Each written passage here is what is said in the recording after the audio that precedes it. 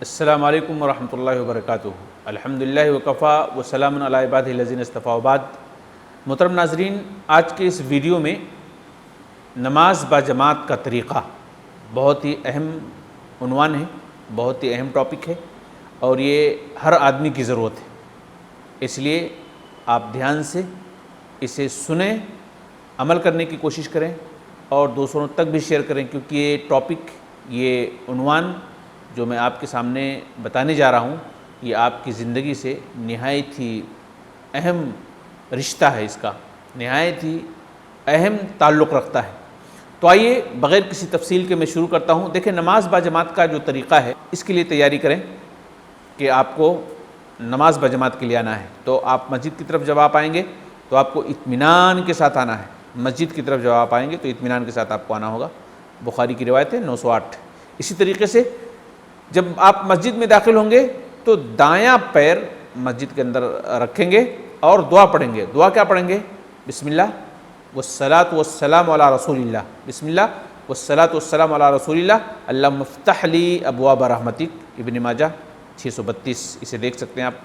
اسی طریقے سے آپ مسجد میں اب داخل ہو گئے، اب جماعت کے ساتھ آپ کو کھڑا ہونا ہے۔ تو کیسے جماعت کے ساتھ آپ کھڑے ہوں گے؟ اپنے بازو والے کے پاؤں سے پاؤں اور کندھا سے کندھا ملا کر کے آپ کو کھڑا ہونا ہے، اور پاؤں کا رخ جو ہے قبلے کی طرف، پاؤں کا رخ قبلے کی طرف ہونا ہے، لیکن پاؤں کو زیادہ نہیں پھیلانا ہے۔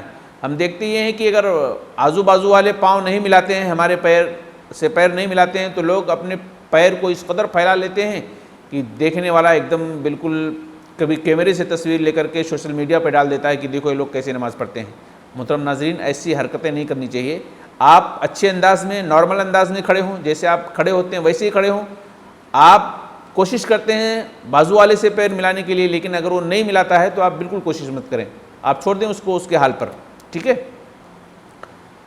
وہ کوئی سرکشی ہوگا جو پاؤں کو نہیں ملائے گا، وگرنہ رسول اللہ صلی اللہ علیہ وسلم کی حدیث باقاعدہ بخاری کی روایت ہے۔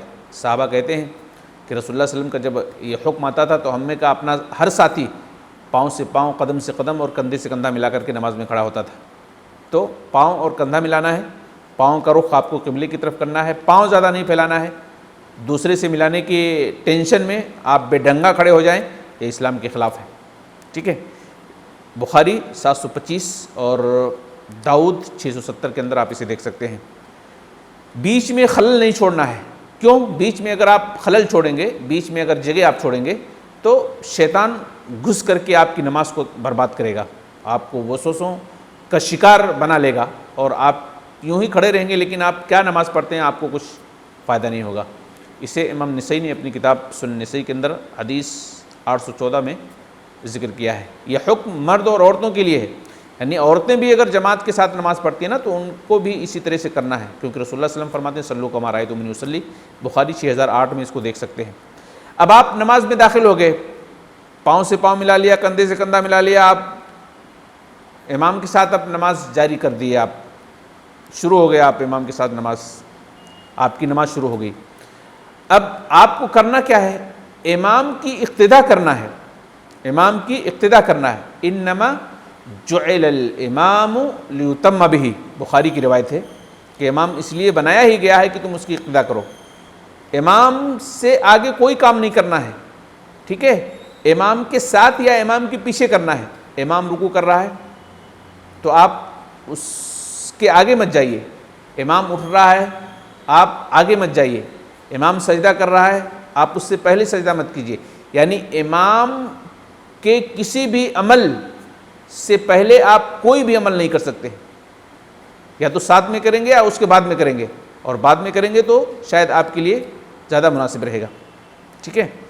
تو اب امام کی اقتداء آپ کو کرنی ہے، لیکن اگر آپ امام سے کوئی عمل جو نماز میں ہوتا ہے اگر امام سے آگے بڑھ جاتے ہیں، پہلے کر لیتے ہیں، تو آپ اسے آسان مت سمجھیں اور آپ اسے ایزی مت لیں۔ رسول اللہ صلی اللہ علیہ وسلم کی حدیث ہے، آپ علیہ السلام فرماتے ہیں اذا رفع راسہ قبل الامام ان یجعل اللہ راسہ راس حمار، اگر کوئی شخص امام سے پہلے اپنے سر کو اٹھا دیتا ہے، امام ابھی اٹھا نہیں ہے، سمیع اللہ لمن حمدہ کہہ رہا ہے اور مقتدی پہلے اٹھ گیا، تو رسول اللہ صلی اللہ علیہ وسلم فرماتے ہیں کہ کہیں ایسا نہ ہو کہ اللہ تعالیٰ اس کے سر کو گدھے کا سر بنا دے، گدھے کے جیسا بنا دے، یا او یجعل اللہ صورتہ صور حمار، یعنی اس کی شکل کو اللہ تعالیٰ گدھے کی شکل نہ بنا دے. ٹھیک ہے، بخاری 691 کے اندر اس حدیث کو آپ دیکھ سکتے ہیں. اب آپ اندازہ کیجئے کہ کتنے ایسے لوگ ہیں سماج و معاشرے کے اندر جو مسجد میں نماز کے لیے آتے ہیں، لیکن امام سے پہلے بہت ساری چیزیں کر ڈالتے ہیں. امام سے پہلے اٹھ بھی جاتے ہیں، امام سے پہلے بیٹھ بھی جاتے ہیں، امام سے پہلے رکوع بھی کر لیتے ہیں، امام سے پہلے کھڑے بھی ہو جاتے ہیں. تو امام سے پہلے اگر کچھ کرتے ہیں آپ تو یہ آپ کے لیے جائز نہیں ہے، آپ کی نماز کا کوئی فائدہ نہیں ہے. آپ کوشش کریں کہ ہر عمل امام کے ساتھ یا امام کے بعد ہو. ٹھیک ہے. اب دیکھیں نمازیں کتنی پڑھنی ہوتی ہیں امام کے ساتھ میں. 5 نمازیں ہم پڑھتے ہیں جن میں 3 جہری رہتی ہیں. جہری یعنی جو زور سے پڑھی جانے والی ہے، جیسے فجر کی نماز ہے اور عشاء اور مغرب اور عشاء کی نماز ہے. یہ امام کے ساتھ اسے ہم کیسے پڑھیں گے؟ امام کے ساتھ جب ہم اسے پڑھیں گے تو صرف سورہ فاتحہ پڑھیں گے اور باقی ہم جو دوسری قرأت ہے اسے ہم سنتے رہیں گے. صرف سورہ فاتحہ پڑھنے پر اکتفا کریں گے. ٹھیک ہے. اس کے علاوہ جو سری نماز ہے جیسے ظہر اور عصر کی جو خاموشی کے ساتھ پڑھی جاتی ہے، اس میں آپ کیا پڑھیں گے امام کے ساتھ میں؟ اس میں امام کے ساتھ میں آپ شروع کی 2 رکعتوں میں سورہ فاتحہ بھی پڑھیں گے اور سورہ بھی پڑھیں گے. آخر کی جو 2 رکعتیں ہیں اس میں سورہ فاتحہ پڑھیں گے، لیکن اگر اس کے ساتھ آپ سورہ بھی ملا لیں گے تو بھی آپ کے لیے کوئی حرج کی بات نہیں ہے. یعنی آپ ایسا بھی کر سکتے ہیں. ٹھیک ہے. ان باتوں کو ابن ماجہ نے اپنی کتاب صحیح ماجہ سنن ماجہ میں 843، بخاری 775، مسلم 882، اسی طریقے سے مسلم 452 کے اندر ان ساری باتوں کو ان محدثین نے رسول اللہ صلی اللہ علیہ وسلم کی حدیث کا ذکر کیا ہے. آپ اسے دیکھ سکتے ہیں. ٹھیک ہے. تو یہ بات ہو گئی. اس میں ایک بات یہ ہے کہ امام کے ساتھ ملنے والا مقتدی، بعض لوگ پیچھے رہ جاتے ہیں، اب امام کے ساتھ آ کر کے ملتے ہیں، 2 رکعتیں ہو گئی ہیں. تو یاد رہے اس میں امام کے ساتھ جب آپ آ کر کے ملتے ہیں، آپ کی کوئی رکعت چھوٹ جاتی ہے، جس رکعت میں آپ شامل ہوتے ہیں تو وہ رکعت آپ کی پہلی رکعت ہوگی. آپ دوسری رکعت میں شامل ہوں، تیسری میں شامل ہوں، چوتھی میں شامل ہوں، وہ آپ کی پہلی رکعت ہوگی. اب پہلی رکعت آپ کیسے پڑھتے ہیں، دوسری رکعت کیسے پڑھتے ہیں، اسی طرح سے آپ کو نمازیں پڑھنی ہیں.